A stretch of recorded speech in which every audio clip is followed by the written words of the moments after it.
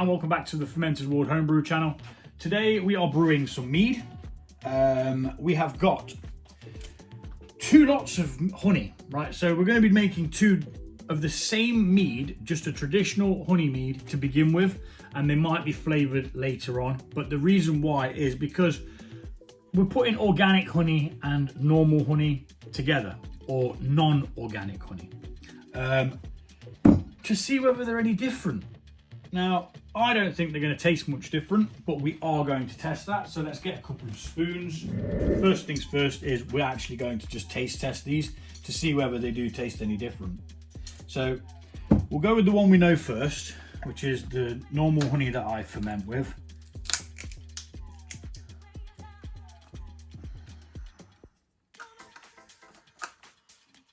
And then almost immediately after, we're going to go with the one that's organic. We're going to need a little bit of water to rinse out the mouth.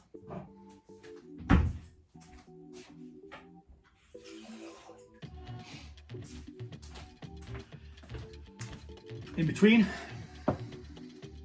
otherwise it may tarnish the experiment. So first things first is the normal honey. We're not going massive on it.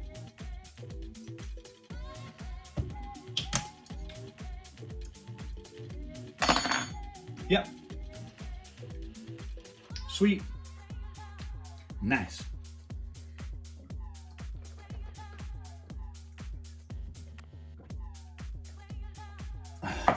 Just realised I'm actually thirsty. I get so flipping busy sometimes, I forget to drink. So now the organic honey. Seems a bit thicker.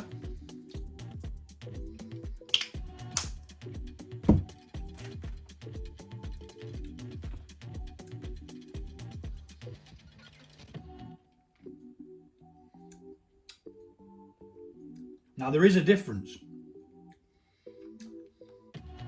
The organic one has a metallic taste to it. Or is it this spoon? So it's thicker to start with.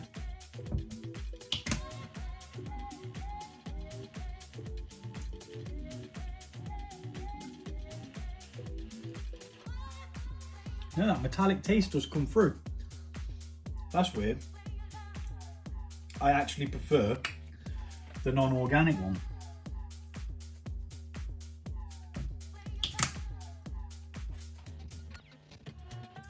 Weird, it actually tastes more like honey. But next part of the experiment, we're going to brew them. So I will be brewing both side by side. I'm only going to show you one. There will be another mead out of this one created very soon after. First things first this time is it's a cup of stewed tea.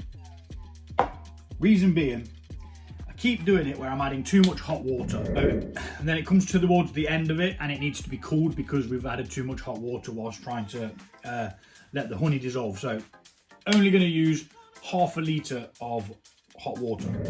Yep, so half a litre of hot water. Should have probably measured the hot water out first before putting the tea in. It would have made it a bit easier.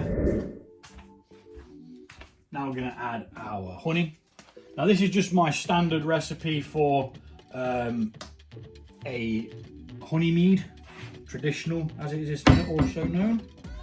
Got another bottle of the organic here, so I use 1,440 grams. I'm going to speed up the second bottle as it does take quite a lot of time to come out. And then we're going to take some of the hot water that we've put in there to then rinse these out with, instead of adding more.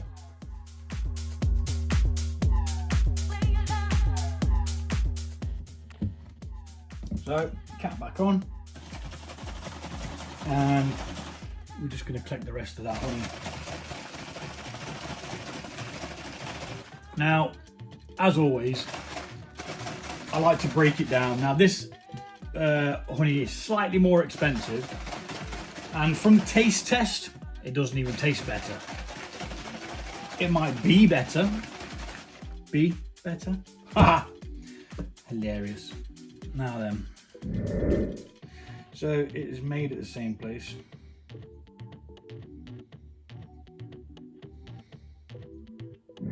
But again, from the taste, I would already say it isn't worth it because it had a metallic taste to it. Why that is, I do not know. The cheaper Blossom honey does not have said metallic taste. And I even changed the spoon around to see if it was the spoon. Because you never know. Could have just been a spoon. But anyway. I didn't do that with this one, did I? Got to give it a little bang bang. So that is our honey in. And we're now going to mix said honey. Plug in my spinny mix spin face.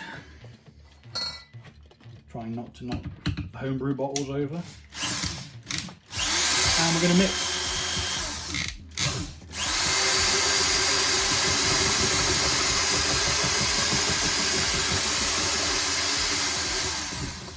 Doesn't take long with that, but do be careful not to let it lean because it will bring it with it.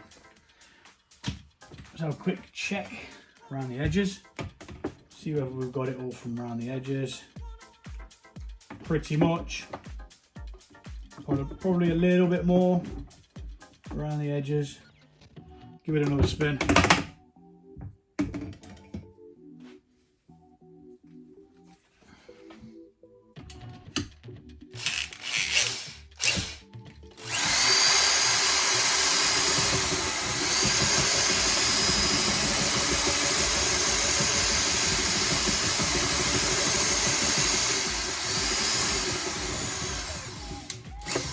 At this point you can be as vigorous as you like. It's only when you're taking it out into secondary, once the ferment's finished and you're ready to back sweet it, that is the point when you don't want to be doing this. So that's going back on there. Now we top this up to 4.5 litres. So I'll be back with some water. Just like that. We're going to be using something called yeast nutrients in this, and it needs 1 level teaspoon per gallon. This is only a gallon batch, so 1 teaspoon, 1 level teaspoon. Well, that had a massive chunk in it, so I don't know how I'm supposed to measure that out or even level it up.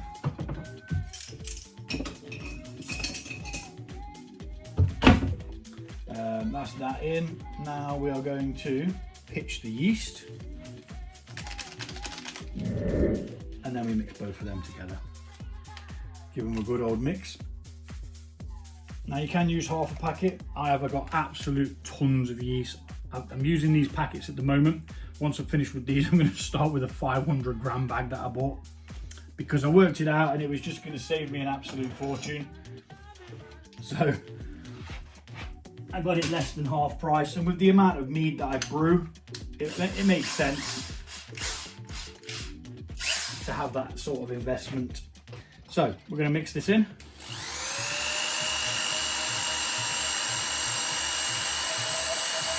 Making sure we get all that yeast mixed in. From the top, gently, and then you can go a bit more vigorous once it's all mixed in. Making sure we're getting them yeast nutrients mixed in as well.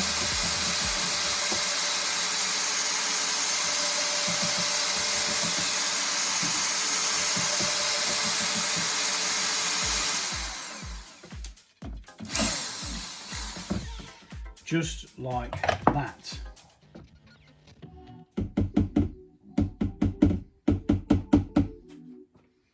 Now this can go in to the sanitizing water ready for the next batch. Now because they're pretty much identical, but because they are different honeys, I am actually going to just sterilize everything again. Normally if I was doing 2 of these, I'd just mix it all up in a big bucket and then separate it into 2 demijohns. But there is a reason for not doing that now, because obviously the difference of the honey. Take a hydrometer reading so that you know what you're starting with, which is how you calculate your alcohol. I do have a video on how to use a hydrometer if you're not sure.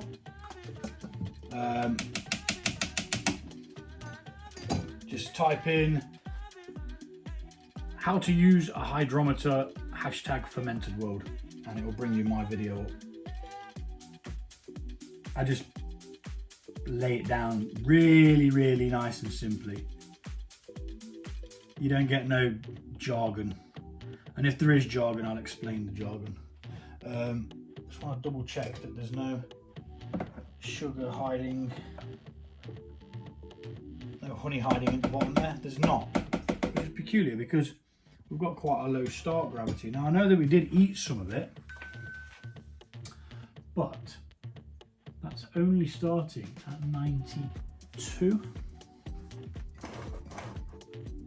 So quickly start organic.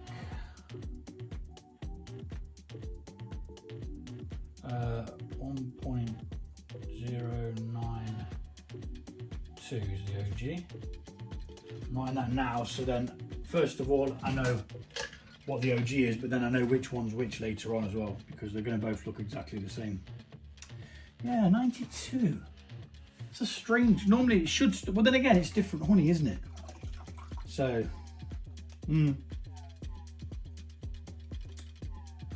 I don't know. But it's at 92. Then what we do, tip it into the pitcher.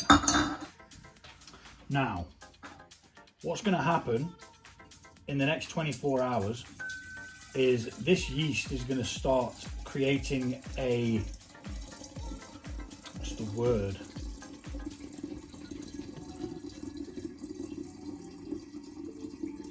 I forgot the bloody word. It's basically going to start replicating itself to be able to take on the honey that's in there, and it will start devouring said honey, producing CO2, which is the air that comes off, and alcohol. So I'm going to speed this a little bit up and we'll be back in a minute.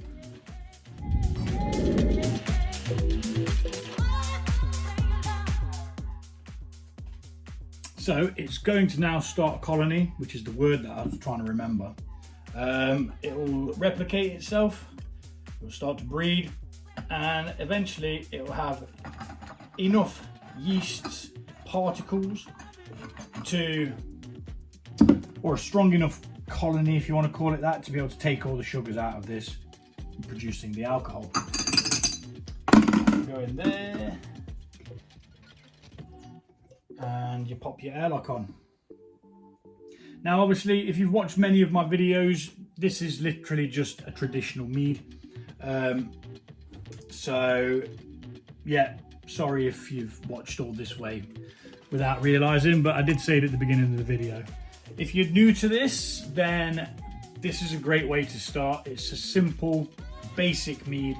It's going to taste delicious. What's going to happen is all of the sugars are going to be fermented out of that. We're going to be left with it, what we call dry, which means there's 0 sugar left. Then we're going to put in something called fermentation stoppers. Then we will add more honey to sweeten it back up. The fermentation stoppers stop the fermentation from carrying on with the new honey. And yeah, you end up with a lovely beverage that you can share with your friends, drink, or even take to a party. Yeah, it's really good fun and it tastes bloody delicious. So that's that one out of the way, and now we're going to do the other one, but first we'll sterilize everything else. Thanks for watching, take it easy. We'll be back again when these go into secondary. We'll take a taste of them both, we'll compare them, we'll see what the difference is. Straight away I actually preferred the original honey that I use, but we'll see what it's like once it's fermented. Interestingly, The one that's labelled organic, with the organic honey, the yeast seems to have gone off like an absolute rocket. Same yeast, same amount, and done shortly after. And this one doesn't really seem to have much going on. Looking at it, let's try and get it focused. As you see, you can't really see many bubbles, but on this one you can see there is definitely a carbonation. Now, there's probably only about 20 minutes difference between these being put together. So yeah, that's interesting. So I've been out for a few hours. The organic one seems to have settled down. That's just like stuff that's stuck to the top there. And this one is as active as the other one was.